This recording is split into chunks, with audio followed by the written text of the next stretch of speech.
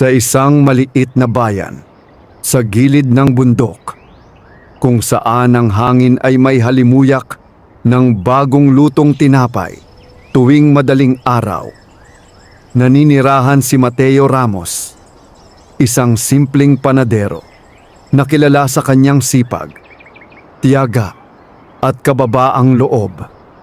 Araw-araw, bago pa sumikat ang araw, gising na si Mateo.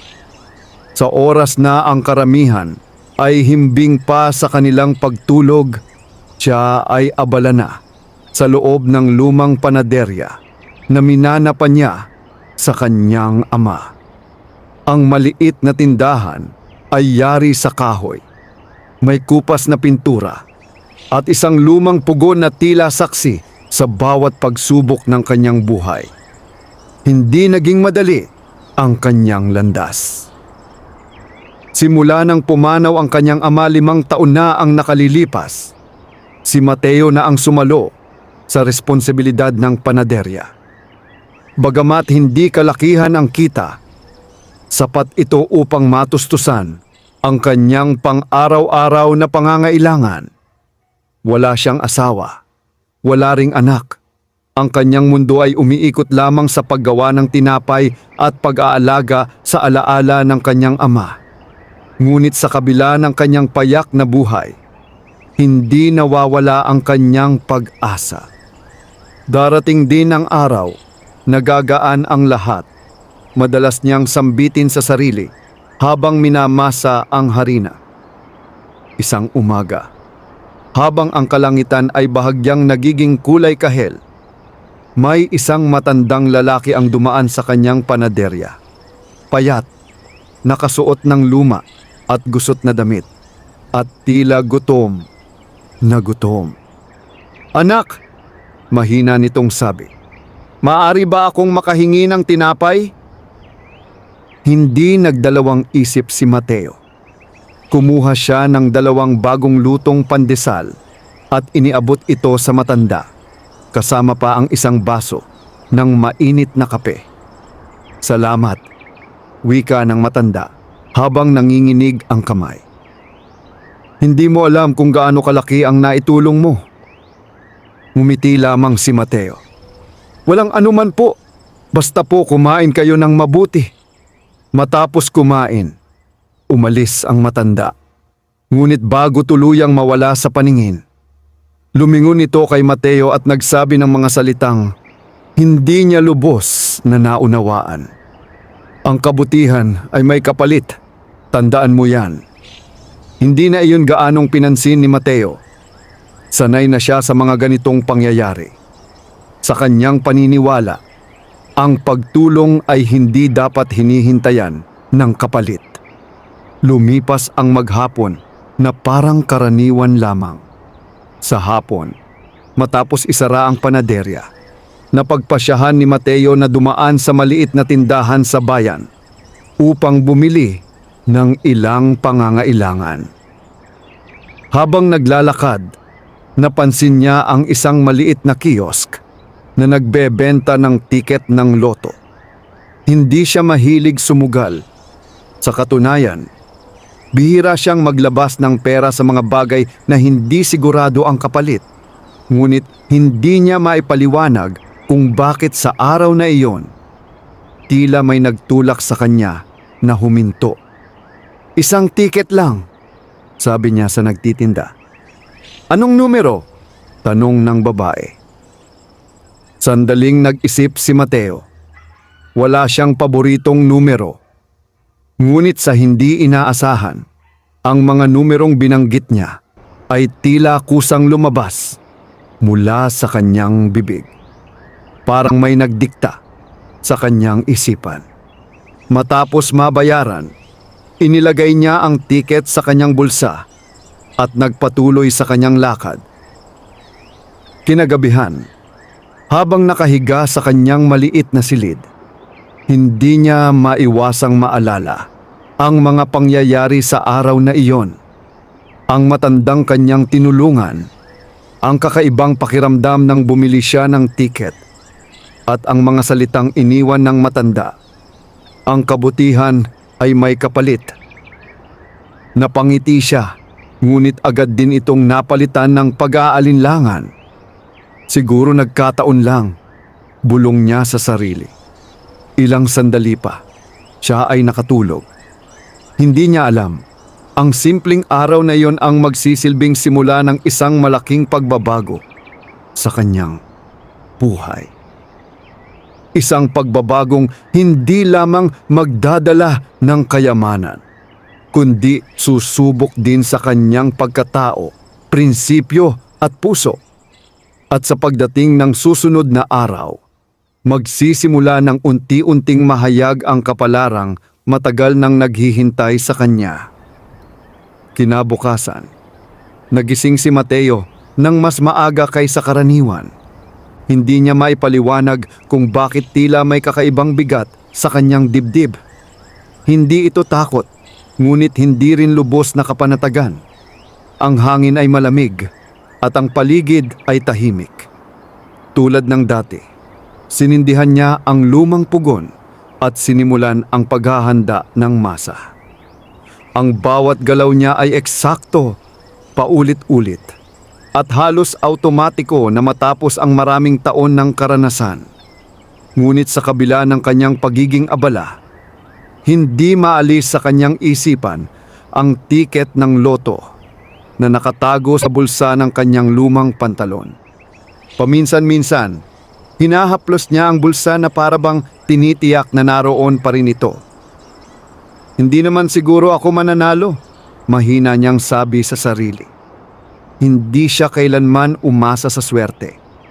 Para sa kanya, ang tagumpay ay bunga ng sipag at tiyaga, hindi ng pagkakataon. Ngunit sa pagkakataong iyon, tila may maliit na tinig sa kanyang isipan na patuloy na bumubulong. Paano kung lumipas ang ilang oras? Unti-unting nagbukas ang panaderya at nagsimulang dumating ang mga suki, mga magsasaka, estudyante, at ilang manggagawa na umaasa sa kanyang mainit na pandesal upang simulan ang kanilang araw. Mateo, dagdagan mo naman ng konti ang laki ng pandesal mo. Biro ng isang matandang suki. Ngumiti si Mateo.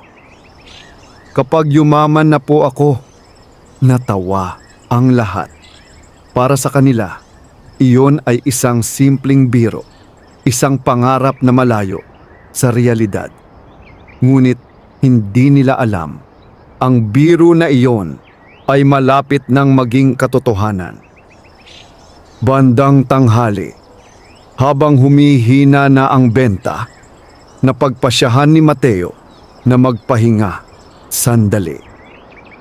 Umupo siya sa isang lumang upuan, malapit sa pintuan, at muling inilabas ang tiket ng loto.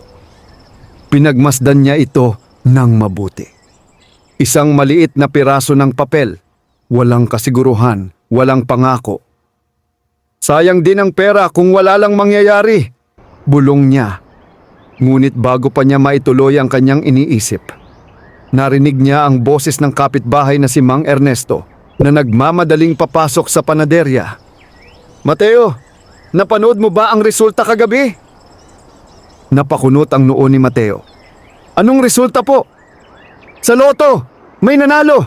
Malaki ang jackpot! Biglang bumilis ang tibok ng kanyang puso. Hindi siya agad nagsalita. Sa halip, marahan niyang hinawakan ang tiket sa kanyang kamay. Anong mga numero po?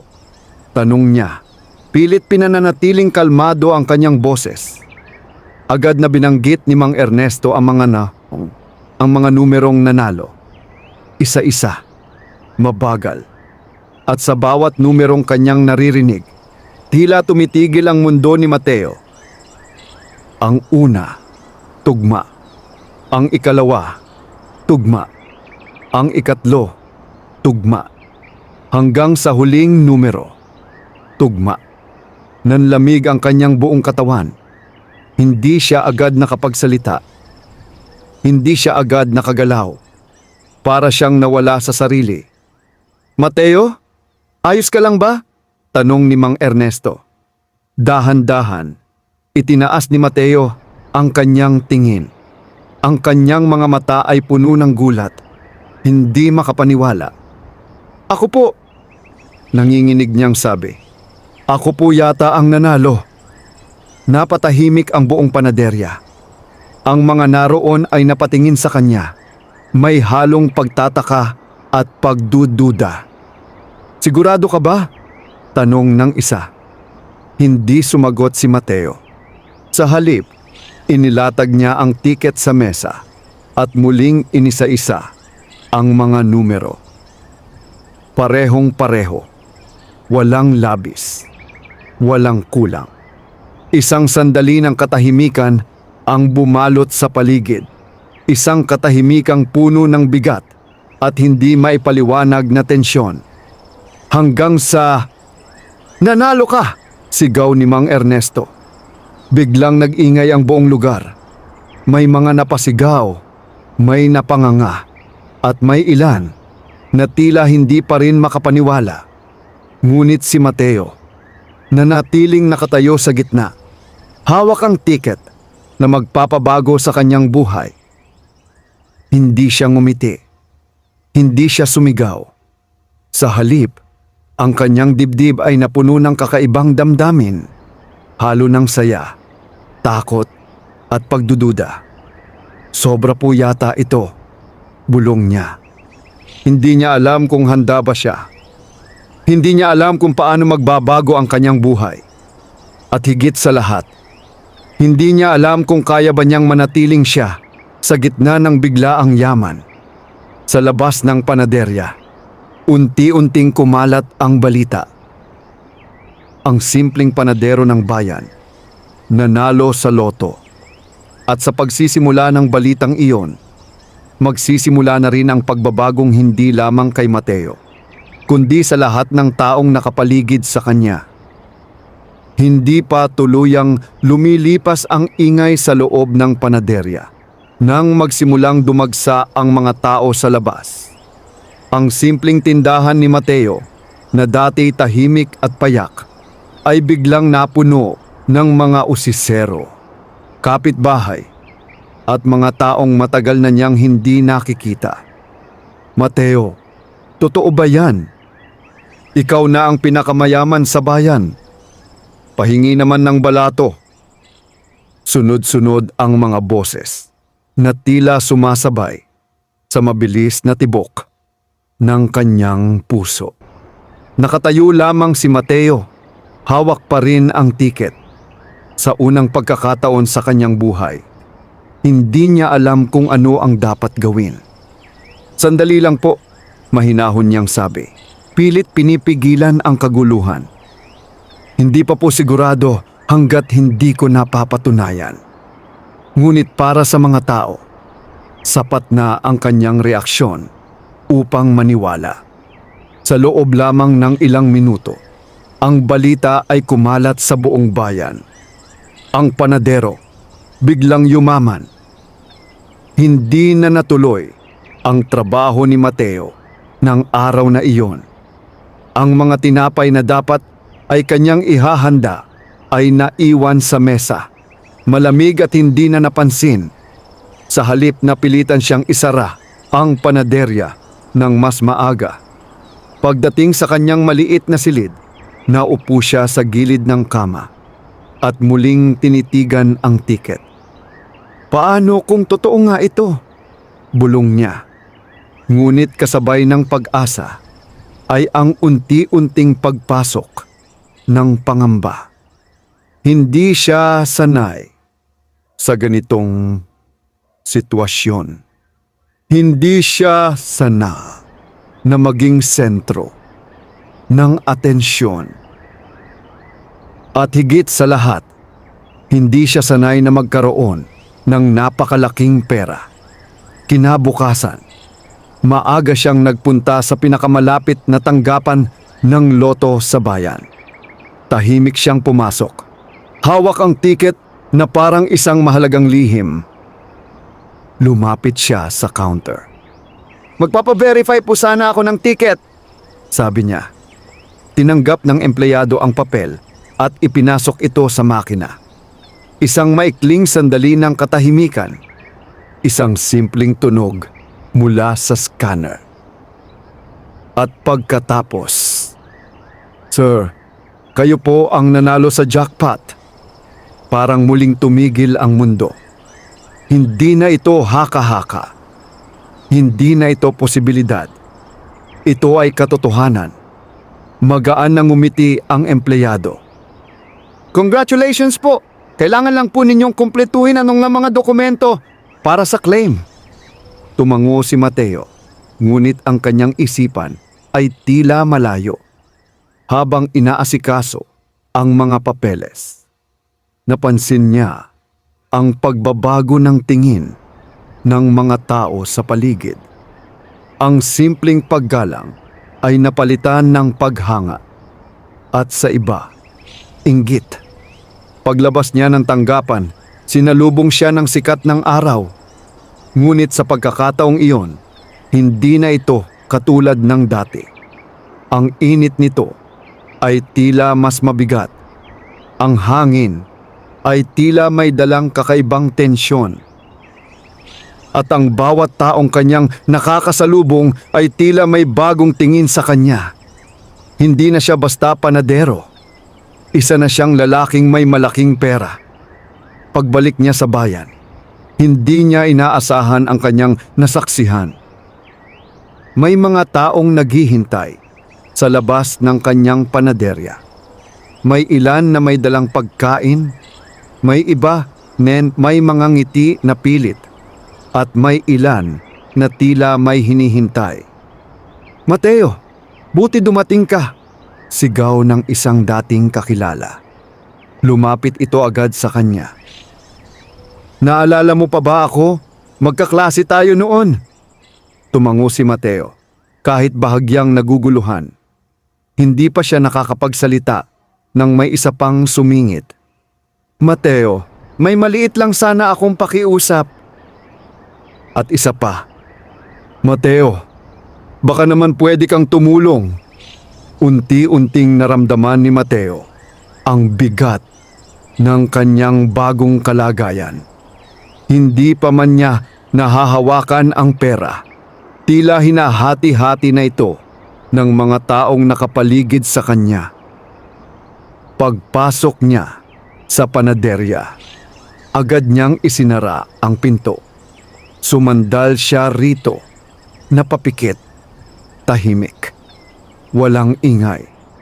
Sa wakas, nagkaroon siya ng sandaling mapag-isa. Ngunit ang katahimikan ay hindi nagdala ng kapayapaan. Sa halip, mas lalo nitong pinalinaw ang kanyang iniisip. Ganito na ba talaga? Bulong niya. Naalala niya ang mga panahong halos walang pumapansin sa kanya. Ang mga araw na siya ay nag-iisa, tahimik na nagtatrabaho at kontento sa simpleng buhay. At ngayon, bigla siyang naging mahalaga. Ngunit hindi niya sigurado kung ito ba ay dahil sa kung sino siya o dahil sa kung ano ang meron siya. Sa gabing iyon, hindi agad nakatulog si Mateo. Nakatingin lamang siya sa kisame, iniisip ang lahat ng nangyari. Ang tiket, ang panalo, ang mga tao, ang pagbabago. At sa gitna ng kanyang pag-iisip, muling sumagi sa kanyang alaala ang matandang kanyang tinulungan. Ang kabutihan ay may kapalit. Napabuntong hininga siya. Kung ito nga ang kapalit, handa ba siya? Sapagkat sa bawat biyayang natatanggap, may kasamang pagsubok. At ang tunay na laban ni Mateo ay hindi kung paano yumaman, kundi kung paano mananatiling tao sa gitna ng yaman. Lumipas ang ilang araw matapos makumpirma ang pagkapanalo ni Mateo sa loto, ngunit ang katahimikan sa kanyang buhay ay tila tuluyan ng naglaho. Ang dating payak at tahimik na panaderya ay naging sentro ng atensyon. Mula umaga hanggang gabi, may mga taong dumarating, hindi na para bumili ng tinapay, kundi upang makita siya, makausap, o humingi ng tulong. Sa una, sinubukan ni Mateo na maging maunawain. Kaunting tulong lang naman, sabi niya sa sarili. Ngunit habang tumatagal, napansin niyang hindi na natatapos ang mga pakiusap. May kapitbahay na nangungutang. May malayong kamag-anak na biglang nagpakilala. May mga taong dati hindi man lang siya binabati, ngayon ay parang matagal na niyang kaibigan. Isang hapon, habang inaayos niya ang mga natirang tinapay, pumasok sa panaderya ang isang lalaking pamilyar sa kanya, si Rogelio, isang dating kaklase na kilala sa pagiging mapang-abuso noong sila'y bata pa. Mateo, malakas nitong bati. Tila ba walang nagbago sa kanilang relasyon? Nag-angat ng tingin si Mateo. Bahagyang nagulat. Rogelio! Mahinahon niyang tugon. Lumapit ito at agad na umupo, tila komportable sa lugar. Grabe! Ang swerte mo talaga! Sabi nito habang nakangisi. Alam mo, matagal na kitang gustong puntahan. Hindi sumagot si Mateo. Tahimik lamang siyang nakinig. Diretsahin na kita, dagdag ni Rogelio. May plano akong negosyo. Konting puhunan lang sigurado ang balik. Ikaw na ang bahala sa kapital. Isang sandali ng katahimikan ang namagitan sa kanila. Pinagmasdan ni Mateo ang mukha ng kaharap. Walang bakas ng hiya, walang pag-aalinlangan. Pasensya na, mahinahon niyang sabi. Pero hindi pa ako handa sa ganitong mga desisyon. Nagbago ang ekspresyon ni Rogelio. Hindi ka pa handa? Kailan ka pa magiging handa? May halong inis nitong sagot. Ngayon ka nga may pera. Hindi ko sinasabing hindi ako tutulong, paliwanag ni Mateo. Pero gusto ko munang pag-isipan ng mabuti. Tumayo si Rogelio. Halatang hindi natuwa. Akala ko ba pareho lang tayo noon? Malamig nitong sabi. Ngayon parang hindi ka na makilala. Hindi na sumagot si Mateo.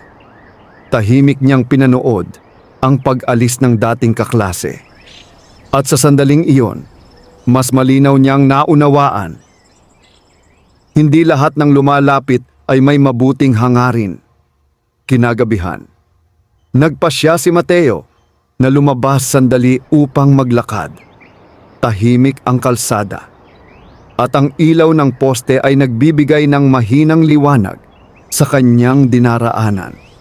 Ngunit kahit sa katahimikan ng gabi, hindi siya nakaligtas sa mga matang nakamasid. May mga bulong, may mga tingin, may mga ngiti na tila may kahulugan. Siya yon, yung nanalo. Hindi niya inaasahan na ang simpleng buhay na kanyang kinagisnan ay biglang magiging ganito. Hindi niya hiniling ang atensyon. Ngunit tila ito ay ipinilit sa kanya ng kapalaran. Pagbalik niya sa panaderya, napansin niyang may isang sobre na nakalagay sa ilalim ng pinto. Kinuha niya ito at dahan-dahang binuksan. Sa loob ay isang sulat.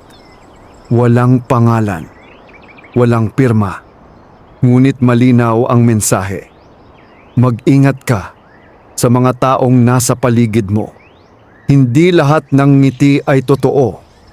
Nanlaki ang kanyang mga mata.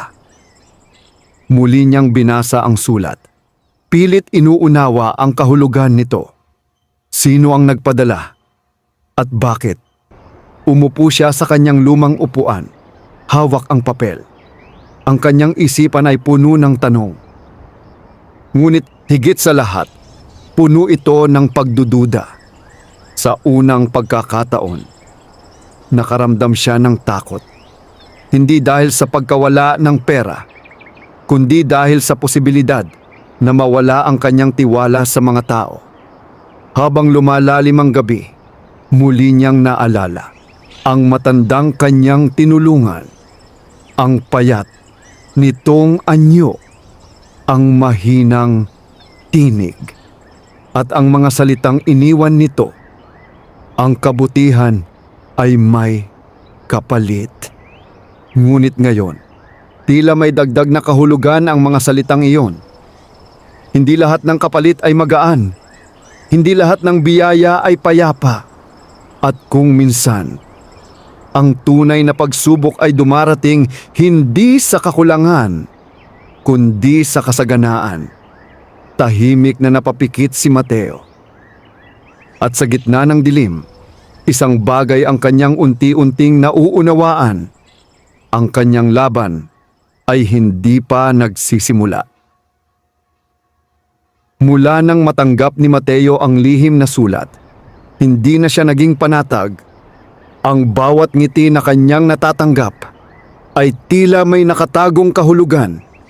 Ang bawat pakikipagkamay ay parang may kapalit na hindi pa niya nalalaman. At ang bawat taong lumalapit sa kanya ay hindi na niya basta mapagkatiwalaan. Sa unang pagkakataon, ang mundo na dati payak at malinaw ay naging magulo at puno ng pagdududa. Kinabukasan, nagpasya si Mateo na buksan muli ang kanyang panaderya. Hindi pwedeng matigil ang lahat, sabi niya sa sarili. Ito ang buhay ko. Ngunit sa kanyang pagbabalik, hindi niya inaasahan ang pagbabagong naghihintay sa kanya. Mas marami ang tao. Mas maingay. Mas mapilit.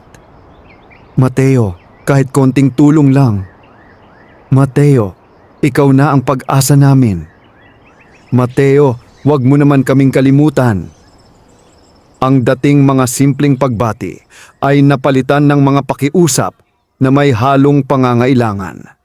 Sa bawat sandali, nararamdaman ni Mateo ang unti-unting pagkapagod, hindi sa katawan, kundi sa isip at damdamin. Habang abala siya sa pag-aayos ng tinapay, may isang babaeng dahan-dahang pumasok sa panaderya. Hindi ito tulad ng iba. Tahimik, maayos ang pananamit, at may kakaibang dignidad sa kanyang kilos.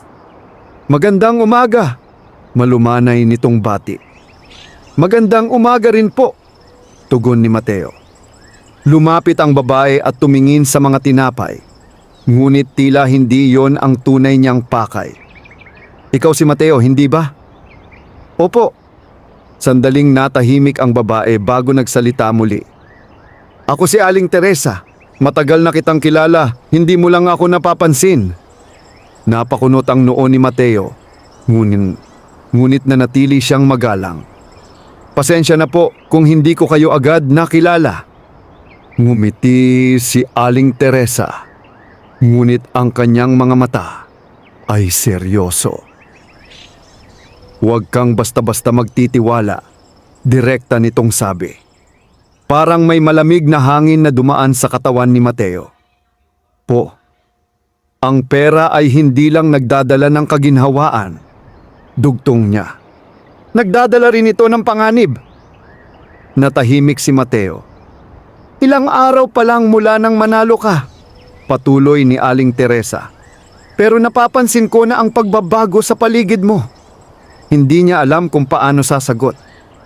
Hindi lahat ng lalapit sa iyo ay may mabuting intensyon. Dagdag pa nito. At kung hindi ka mag-iingat, baka mawala sa iyo hindi lang ang pera, kundi pati ang sarili mo. Matapos ang maikling pag-uusap, umalis si Aling Teresa nang walang ibang sinabi. Iniwan niya si Mateo na puno ng tanong. 2 beses na siyang nakarinig ng babala. Una, ang sulat. Ngayon, ang babaeng tila may alam sa mga nangyayari. Hindi na ito maaaring balewalain.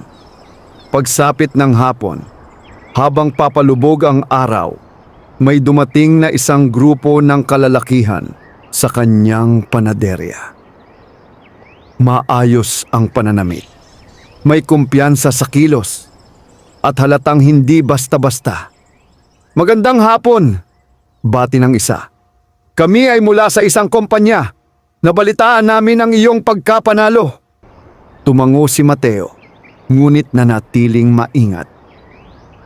"May alok kami sa iyo," patuloy ng lalaki. "Isang investment opportunity. Malaki ang kita, siguradong lalaki pa ang iyong pera." Tahimik na nakinig si Mateo. "Hindi na kailangan ng matagal na proseso," dagdag pa nito. "Kami na ang bahala sa lahat. Kailangan lang namin ang iyong puhunan." Biglang sumagi sa isip ni Mateo ang sinabi ni Aling Teresa at ang sulat. "Mag-iingat ka." Huminga siya ng malalim. "Pasensya na po," mahinahon niyang sabi. "Pero hindi ako interesado." Nagkatinginan ang mga lalaki. "Sigurado ka?" tanong ng isa. May bahagyang pagbabanta sa tono. "Opo." Nagbago ang ekspresyon ng kanilang mga mukha. "Sayang," malamig na sagot ng isa. "Hindi lahat ng pagkakataon ay bumabalik." At sa kanilang pag-alis, may iniwan silang kakaibang pakiramdam. Isang tensyon na hindi maipaliwanag. Nang tuluyang lumubog ang araw, isinara ni Mateo ang panaderya. Umupo siya sa loob, tahimik. Hawak ang kanyang ulo. Ngayon, mas malinaw na sa kanya. Hindi lang pera ang kanyang nakuha. Kasama nito ang responsibilidad, panganib, at mga taong handang samantalahin ang kanyang kabutihan. Sa gitna ng katahimikan, muli niyang tinanong ang sarili, hanggang saan ang kaya kong ibigay? Dahil ang pagtulong ay likas sa kanya. Ngunit kung ang bawat pagtulong ay magdadala ng panganib, paano niya babalansehin ang kabutihan at pag-iingat? Sa gabing iyon, isang desisyon ang unti-unting nabuo sa kanyang isipan. Hindi siya maaaring manatiling ganito. Hindi siya maaaring maging padalos-dalos. Kailangan niyang matutong pumili kung sino ang pagkakatiwalaan, kung sino ang tutulungan, at kung sino ang dapat niyang layuan. Sapagkat sa mundong kanyang pinasok, ang tiwala ay hindi basta ibinibigay. Ito ay pinaghihirapan. At minsan, may kapalit na napakamahal. Hindi naging madali para kay Mateo ang mga sumunod na araw. Bagamat pilit niyang ibinabalik sa normal ang takbo ng kanyang buhay, hindi maikakaila na may nagbago na, hindi lamang sa kanyang paligid, kundi pati sa kanyang sarili. Mas naging tahimik siya, mas naging mapagmatsyag, at higit sa lahat, mas naging maingat. Isang umaga, habang abala siya sa paghahalo ng masa, napansin niyang may lalaking matagal nang nakatayo sa tapat ng kanyang panaderya. Hindi ito pumapasok, hindi rin umaalis. Nakatitig lamang. Sa una, inakala ni Mateo na isa lamang itong customer na nag-aalinlangan. Ngunit habang lumilipas ang oras, nananatili ang lalaki sa kanyang pwesto. Tila may hinihintay. Hindi ito pamilyar sa kanya. At iyon ang lalong nagbigay sa kanya ng kaba. Bandang tanghali, lumapit si Mang Ernesto. "Mateo," mahina nitong sabi, "napapansin mo ba yung lalaking yon sa labas?" Bahagyang tumango si Mateo. "Kanina pa siya dyan," dagdag ni Mang Ernesto. "Hindi ko gusto ang tingin niya." Natahimik si Mateo. Sa panahon ngayon, patuloy ng matanda, hindi masamang mag-ingat. Makalipas ang ilang minuto, tuluyan nang umalis ang lalaki. Ngunit sa halip na mawala ang kaba, lalo lamang itong lumalim. Para bang may iniwang bakas ang presensya nito, isang babala na hindi pa tapos ang mga darating na pagsubok. Kinagabihan, habang nag-iisa si Mateo sa loob ng kanyang silid, narinig niya ang mahinang kaluskos sa labas ng panaderya. Agad siyang napatayo. Tahimik siyang lumapit sa bintana at sumilip. Sa ilalim ng mahinang ilaw ng poste, may dalawang anino na mabilis na kumilos palayo. Hindi niya malinaw na nakita ang kanilang mga mukha, ngunit sapat na yon upang kabahan siya. Dahan-dahan niyang isinara ang bintana at sinigurong nakakandado ang lahat ng pinto. Sa unang pagkakataon, mula nang siya'y manalo, nakaramdam siya ng tunay na takot para sa kanyang kaligtasan. Hindi na ito simpleng usapin ng pera. Ito ay usapin na ng seguridad. Kinabukasan, nagpasya si Mateo na humingi ng payo. Dumiretso siya sa bahay ni Aling Teresa. Tahimik ang lugar at may kakaibang kapayapaan na tila kabaligtaran ng kanyang nararamdaman. Kumatok siya. Lumabas ang matandang babae. Tila inaasahan ang kanyang pagdating. "Alam kong pupunta ka," sabi nito. Nagulat si Mateo, ngunit hindi na siya nagtanong. "May mga nangyayari po sa paligid ko," direkta niyang sabi. "At hindi ko na po alam kung ano ang dapat kong gawin." Pinapasok siya ni Aling Teresa.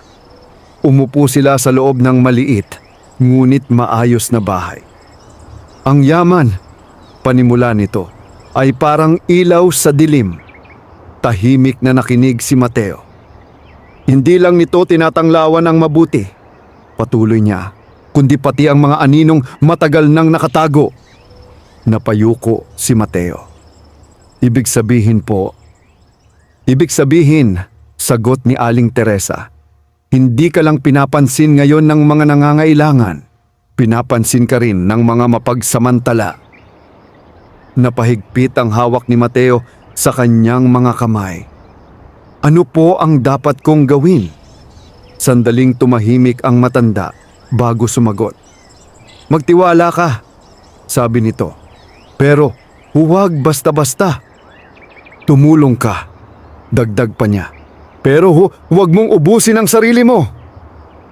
At higit sa lahat, kilalanin mo ang mga taong tunay na may malasakit sa iyo." Paglabas ni Mateo sa bahay ni Aling Teresa, tila may bahagyang nabawas sa kanyang kaba. Ngunit hindi ito tuluyang nawala. Sa halip, napalitan ito ng malinaw na pag-unawa. Ang kanyang sitwasyon ay hindi pansamantala.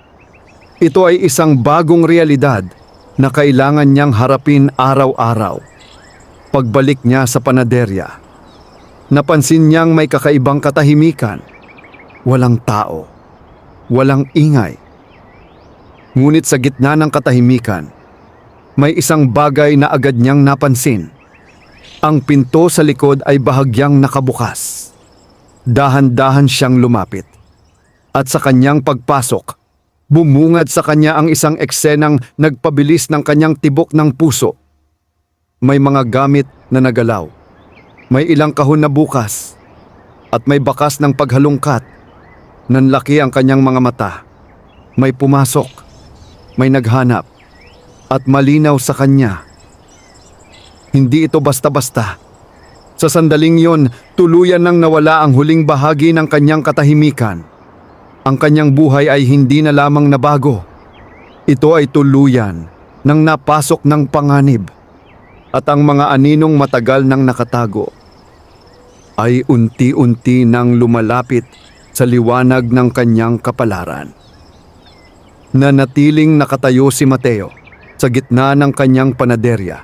Hindi agad makagalaw. Ang mga kahon na kanyang maingat na inayos ay nakabukas. Ang ilang gamit ay tila hinanap, ngunit walang malinaw na ninakaw o kung mayroon man, hindi pa niya agad matukoy. Dahan-dahan siyang lumakad papasok. Sinuri niya ang bawat sulok, ang mesa, ang lumang kabinet, ang kahong pinaglalagyan niya ng mga dokumento, at doon niya napansin ang isang bagay na tuluyang nagpabigat sa kanyang dibdib. Wala na ang sobre kung saan niya inilagay ang kanyang mga papeles mula sa loto. Napahinto siya. Nanlamig. Hindi maaari! Bulong niya. Agad niyang binuksan ang iba pang lalagyan. Umaasang nagkamali lamang siya. Ngunit sa bawat paghahanap, iisa lamang ang malinaw. May kumuha. Umupo siya, tila nawalan ng lakas. Hindi iyon pera. Hindi pa. Ngunit ang mga dokumentong iyon ang susi sa kanyang kayamanan. Kung mapunta iyon sa maling tao, hindi niya alam kung ano ang maaaring mangyari. Maya-maya, dumating si Mang Ernesto. Mateo, napansin ko bukas ang pinto mo. Hindi nito natapos ang sasabihin nang makita ang ayos ng loob. Ano ang nangyari? Tumingin si Mateo, halatang nababagabag. May pumasok po, mahinang sagot niya, at may kinuha. Lumapit ang matanda at sinuri ang paligid. May nawawala ba? Sandaling nag-alinlangan si Mateo bago sumagot. Yung mga papeles ko po tungkol sa panalo. Napahigpit ang hawak ni Mang Ernesto sa kanyang tungkod. Hindi ito basta-basta. Seryoso nitong sabi. Agad nilang ipinaalam ang insidente sa mga autoridad sa bayan. Dumating ang 2 pulis upang magsiyasat. Sinuri ang pinto, ang bintana, ang loob ng panaderya. Ngunit walang malinaw na bakas. Maaaring may nakakaalam ng schedule mo, sabi ng isa sa mga pulis. At alam nila kung kailan ka wala. Napaisip si Mateo. Sino ang may alam? Sino ang maaaring gumawa nito?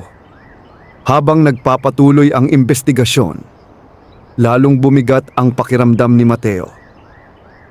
Ang kanyang pinapangarap na bagong buhay ay unti-unting nababalot ng pangamba.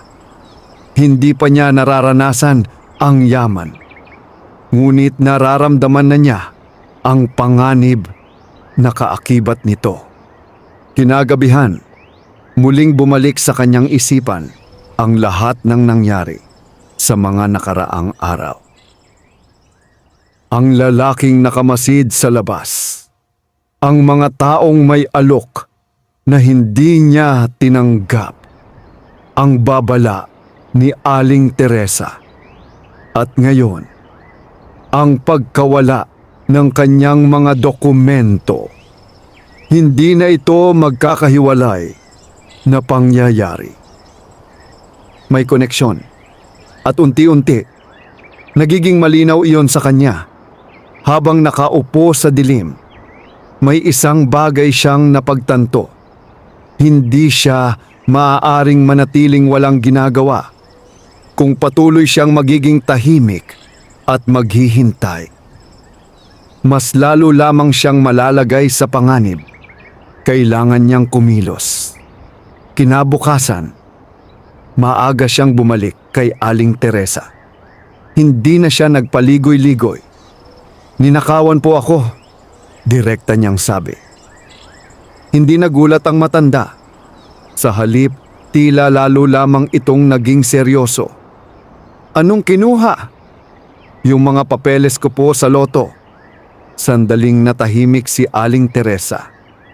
Ibig sabihin, mahina nitong sabi, hindi lang pera ang habol sa'yo. Napakunot ang noo ni Mateo. Ano po ang ibig ninyong sabihin? Tinitingnan nila kung gaano kakahanda. Sagot nito. Kung gaano kakadaling pasukin. Naramdaman ni Mateo ang bigat ng mga salitang iyon. May magagawa pa po ba ako? Tanggapin mo ang katotohanan, sabi ni Aling Teresa. Hindi ka na basta panadero lamang. Tao ka na ngayon na may halaga sa mata ng iba at hindi lahat ng halaga ay mabuti ang dulot. Paglabas ni Mateo, hindi na siya ang dating taong naguguluhan. May takot pa rin, ngunit may kasama na itong determinasyon. Pagbalik niya sa panaderya, sinimulan niyang ayusin ang lahat. Nagpalit ng kandado, inilipat ang mahahalagang gamit, at higit sa lahat, nagsimula siyang magtanong. Tahimik. Maingat. Hindi na siya basta nagtitiwala. Sa gabing iyon, habang pinagmamasdan niya ang kanyang panaderya mula sa labas, isang tanong ang patuloy na umiikot sa kanyang isipan. Sino ang unang kumuha sa kanya ng isang bagay? Sapagkat alam niyang ang pagkawala na iyon ay simula pa lamang. At kung hindi niya matutuklasan ang katotohanan, mas marami pang maaaring mawala. Hindi lamang mga papel, kundi ang kanyang kinabukasan. Hindi na bumalik sa dati ang katahimikan ng buhay ni Mateo. Sa bawat araw na lumilipas, mas lalo niyang nararamdaman na ang kanyang mundo ay unti-unting pinapasok ng mga taong hindi niya lubos nakilala. Mga mukhang may lihim, mga titig na may ibig sabihin. At ngayon, may malinaw na dahilan na siya upang matakot. Maagang nagbukas si Mateo ng panaderya kinabukasan. Ngunit hindi tulad ng dati. Hindi siya agad nagsimula sa paggawa ng tinapay. Sa halip, naupo siya malapit sa pintuan. Pinagmamasdan ang bawat taong dumaraan. Hindi na siya basta panadero. Isa na siyang nagbabantay. Isa-isang pumasok ang mga suki. May mga pamilyar na mukha. May ilan na tila masyadong interesado sa kanyang ginagawa. At may ilan na pilit umiiwas sa kanyang tingin. Sinusuri ni Mateo ang bawat galaw, bawat kilos, bawat salita. Bandang tanghali, muling dumating si Rogelio. Ngunit ngayon, iba ang kanyang anyo, mas seryoso, mas tahimik, at tila may iniisip. Mateo, sabi nito, pwede ba kitang makausap? Sandaling nag-alinlangan si Mateo, ngunit tumango rin siya. Lumabas sila ng panaderya at naglakad ng kaunti palayo sa mga tao. Diretsuhin na kita, sabi ni Rogelio. May narinig ako. Hindi agad nagsalita si Mateo. May grupo na interesado sa iyo, dagdag nito. Hindi lang sa pera mo, kundi sa kung paano kanila mapapakinabangan. Nanlamig ang pakiramdam ni Mateo. Sino sila? Tanong niya. Umiling si Rogelio. Hindi ko alam ang eksaktong detalye, sagot nito. Pero sigurado ako, hindi sila basta-basta. Tahimik na nag-isip si Mateo. Bakit mo sinasabi sa akin ito? Tanong niya. Sandaling natahimik si Rogelio bago sumagot.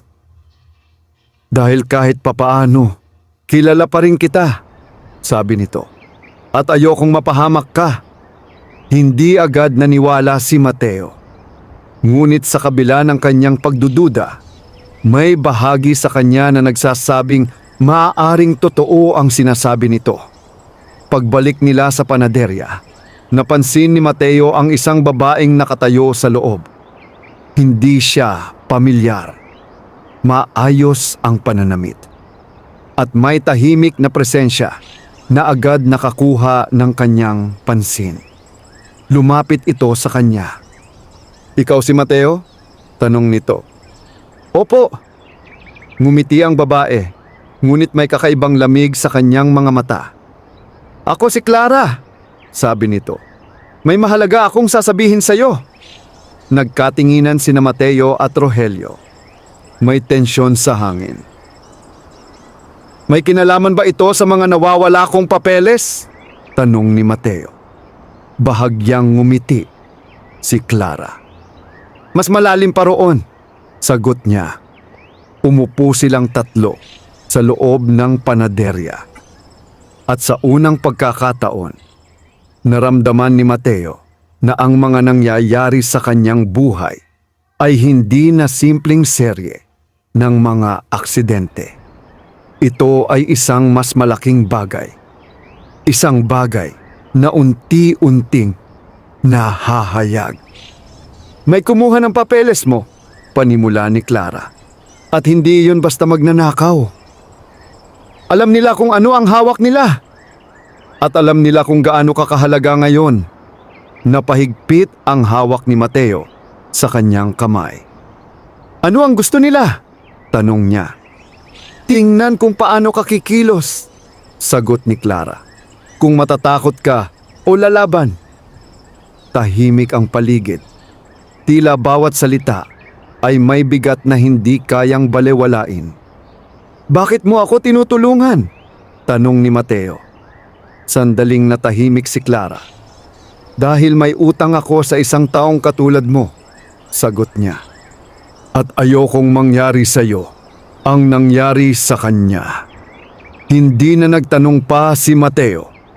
Sa halip, unti-unti niyang tinanggap ang katotohanan. Hindi na siya nag-iisa sa laban na ito. Ngunit hindi rin malinaw kung sino ang kakampi at kung sino ang kaaway. Pag-alis ni Clara, naiwan si Mateo sa loob ng panaderya kasama si Rogelio. "Maniniwala ka ba sa kanya?" tanong ni Rogelio. Hindi agad sumagot si Mateo. Sa halip, tumingin siya sa labas, sa mga taong dumaraan, sa mga mukhang tila karaniwan, ngunit maaaring may itinatago. "Wala na akong pagpipilian," sagot niya sa wakas. "Kailangan kong malaman ang totoo." Sa gabing iyon, habang nakahiga siya, hindi natakot ang nangingibabaw sa kanyang damdamin, kundi isang matinding pagnanais na maunawaan ang nangyayari, na matuklasan ang nasa likod ng lahat, at higit sa lahat, na mabawi ang kontrol sa kanyang sariling buhay. Ngunit hindi niya alam. Sa bawat hakbang na kanyang gagawin, papalapit sa katotohanan, mas lalo siyang lalapit sa panganib. At sa mundong kanyang pinasok, ang dilim ay hindi basta nakikita. Ito ay nagtatago sa likod ng mga mukhang pamilyar. Magdamag na hindi nakatulog si Mateo. Ang mga salita ni Clara at Rogelio ay paulit-ulit na umiikot sa kanyang isipan.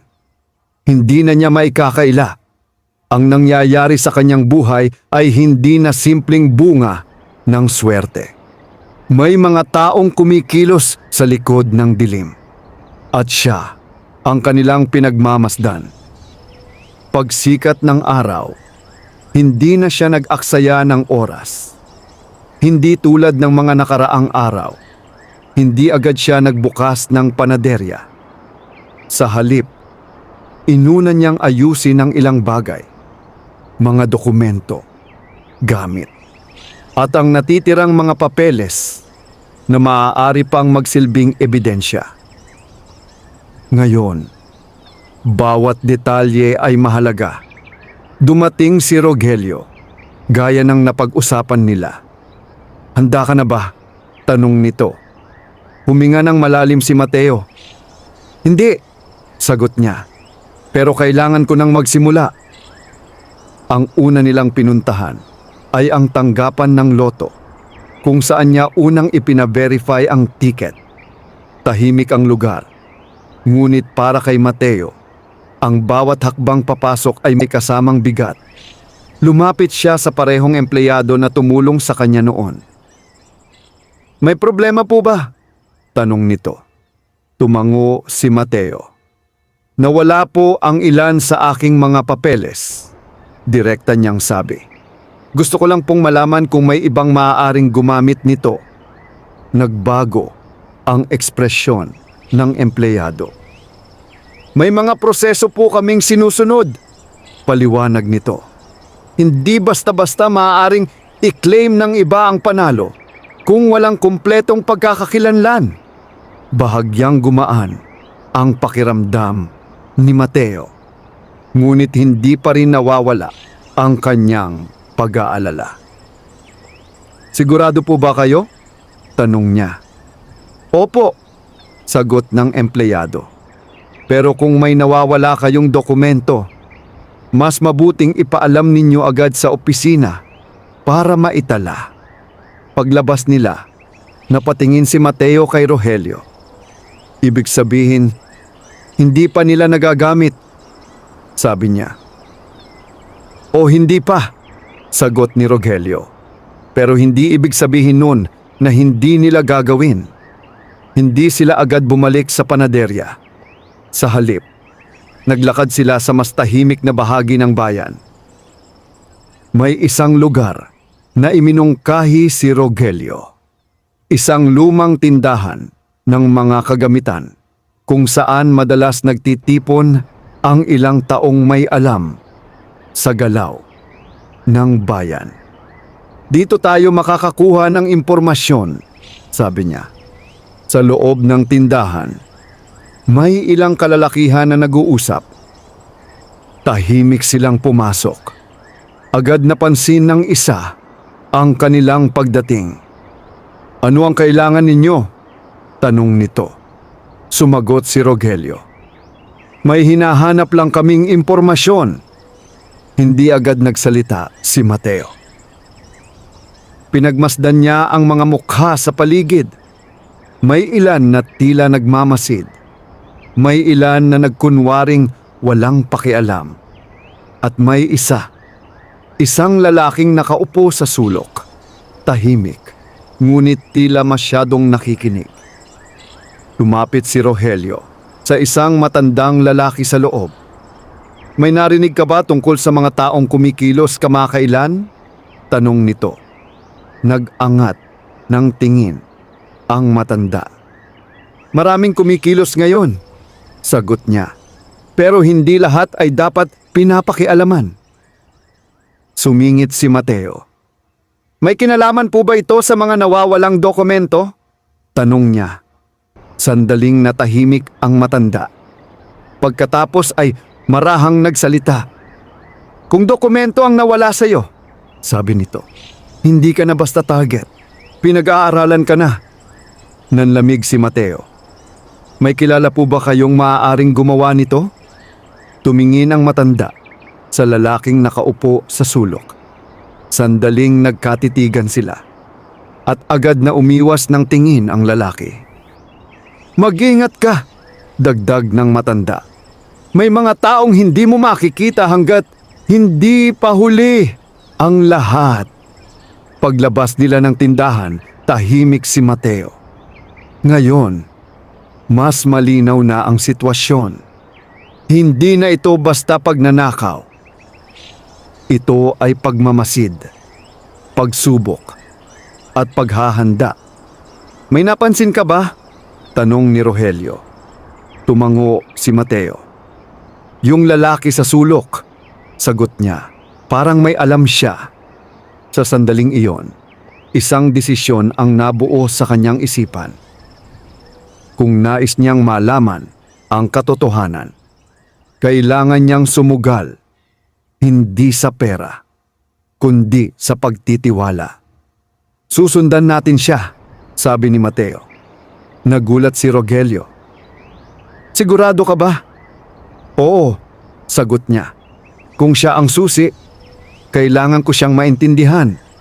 At sa unang pagkakataon, mula nang siya'y manalo, hindi na siya basta tumutugon sa mga pangyayari. Siya na mismo ang kumikilos. Ngunit hindi niya alam, ang hakbang na iyon ang magdadala sa kanya sa mas malalim na bahagi ng katotohanan.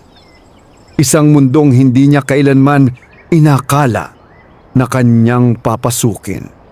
At sa mundong iyon, hindi lahat ng lumalapit ay may pangalan. At hindi lahat ng nakikita ay ang tunay na anyo ng panganib. Tahimik ang bayan habang papalubog ang araw. Ang liwanag ng hapon ay unti-unting napapalitan ng dilim at ang mga anino sa kalsada ay humahaba, tila sumasabay sa lalim ng iniisip ni Mateo. Mula sa labas ng lumang tindahan, maingat nilang sinundan ni Rogelio, ang lalaking nakaupo sa sulok. Hindi ito nagmamadali. Hindi rin ito lumilingon. Ngunit sa bawat hakbang nito, may kakaibang kumpiyansa. Parang alam nitong walang dapat ikatakot. Dahan-dahan lang, bulong ni Rogelio. Tumango si Mateo. Hindi siya sanay sa ganitong sitwasyon. Hindi siya sanay na sumunod sa iba. Ngunit alam niyang ito ang kailangan niyang gawin. Ang lalaki ay pumasok sa isang makitid na eskinita. Isang lugar na bihirang daanan ng mga tao, lalo na kapag papalapit na ang gabi.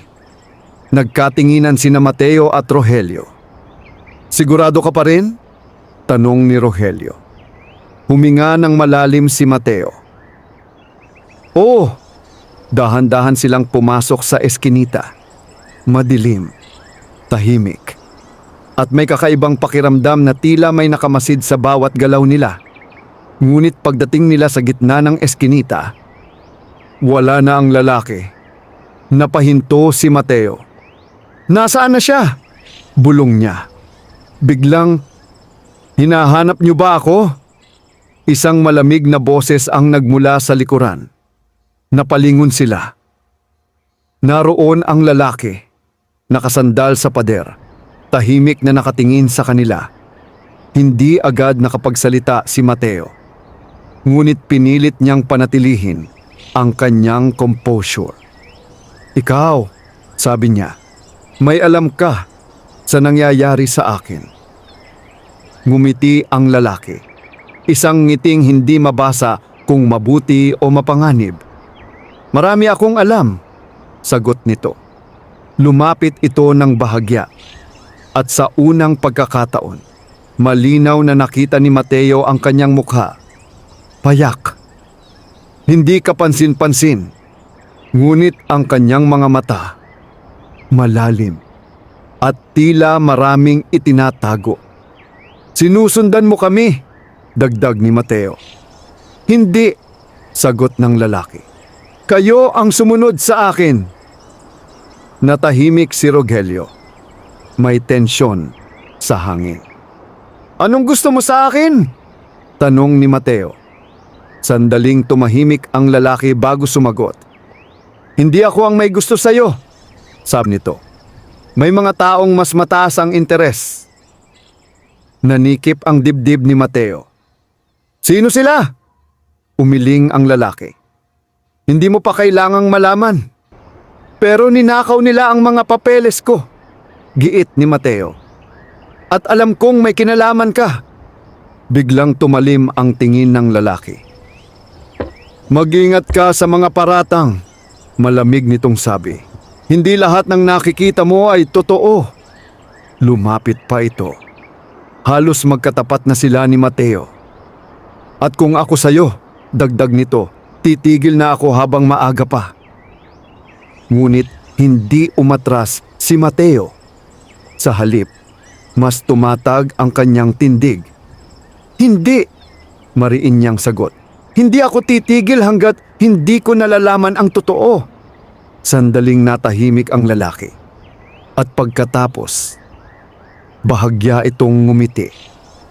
"Kung ganoon," sabi nito, "handa ka na sa susunod na mangyayari." "Anong ibig mong sabihin?" Ngunit hindi na sumagot ang lalaki. Sa halip, lumingon ito at nagsimulang maglakad palayo sa dilim. "Sandali!" sigaw ni Mateo. Ngunit huli na. Sa loob lamang ng ilang segundo, Tila naglaho ang lalaki sa kadiliman ng eskinita. Tahimik na nagkatinginan sina Mateo at Rogelio. Pareho silang nabigla. Parehong may iniisip. Hindi ko gusto yon, sabi ni Rogelio. May mali. Ngunit si Mateo, hindi na umatras ang kanyang loob. Sa halip, mas lalo siyang naging determinado. Pagbalik niya sa panaderya, ramdam niya ang bigat ng mga susunod na hakbang. Ngayon malinaw na. May mga taong nakatingin sa kanya mula sa likod ng anino. May mga lihim na hindi pa niya nauunawaan. At may panganib na papalapit ng papalapit. Ngunit sa kabila ng lahat, pinili niyang huwag umatras. Habang siya ay nakatayo sa loob ng kanyang panaderya, tumingin siya sa kanyang mga kamay. Ang parehong kamay na dati gumagawa lamang ng tinapay. Ngayon ang mga kamay na iyon ay hahawak sa katotohanan. At sa kanyang puso, isang matibay na pasya ang kanyang binitiwan. Hindi na siya magiging biktima ng pagkakataon. Hindi na siya basta susunod sa agos ng kapalaran. Siya na mismo ang haharap sa dilim. Ngunit sa kanyang paglapit sa katotohanan, hindi niya alam na may mas malaking lihim ang naghihintay. Isang lihim na maaaring magbago hindi lamang ng kanyang buhay, kundi ng kanyang pagkatao. Hindi na muling naging payapa ang mga sumunod na araw para kay Mateo. Matapos ang kanyang engkwentro sa lalaking walang pangalan, malinaw na sa kanya, hindi na siya basta nanonood lamang sa mga pangyayari. Siya na ngayon ang sentro ng isang bagay na hindi niya palubos na nauunawaan. Ngunit sa halip na umatras, pinili niyang harapin ito. Kinabukasan, maaga siyang nagpunta muli kay Aling Teresa. Hindi na siya nagpaligoy-ligoy. Handa na po akong malaman ang lahat, sabi niya. Tahimik na tiningnan siya ng matanda. Sigurado ka ba? Tanong nito. Dahil kapag nalaman mo na ang totoo, wala nang babalikan. Huminga ng malalim si Mateo. Opo. Umupo sila sa loob ng bahay. Tahimik, mabigat. At pagkatapos ng ilang sandali, nagsimula nang magsalita si Aling Teresa. Ang lalaking nakita mo, sabi niya, ay hindi basta tao. Napakunot ang noo ni Mateo. Isa siyang tagamasid. Tagamasid ng ano po? Ang mga taong biglang nagkakaroon ng kapalaran. Natahimik si Mateo. May mga grupo, patuloy ni Aling Teresa, na sinusubaybayan ang mga tulad mo. Mga taong mula sa simpleng buhay ay biglang nagkakaroon ng malaking yaman. Bakit po? Dahil hindi lahat ng kayamanan ay ginagamit ng tama, sagot nito. At may mga taong gustong samantalahin yon. Naalala ni Mateo ang lahat. Ang mga lalaking nag-alok ng investment. Ang pagkawala ng kanyang mga papeles. Ang lalaking walang pangalan. Ang mga matang nakamasid sa kanya. Hindi ito magkakahiwalay na pangyayari. Ito ay iisang kwento. Yung mga papeles ko po, mahina niyang tanong. Hindi nila kailangan yon para nakawin ang pera mo, sagot ni Aling Teresa. Kinuha nila iyon para subukan ka. Subukan ako? Oo, sagot niya. Tinitingnan nila kung paano ka kikilos, kung matatakot ka, kung magpapadala ka, o kung mananatili kang matatag. Napapikit si Mateo. Unti-unti niyang nauunawaan ang lahat. Ang yaman na kanyang natanggap ay hindi lamang biyaya. Isa rin itong pagsubok. Bakit po ako? Tanong niya. Ngumiti ng bahagya si Aling Teresa.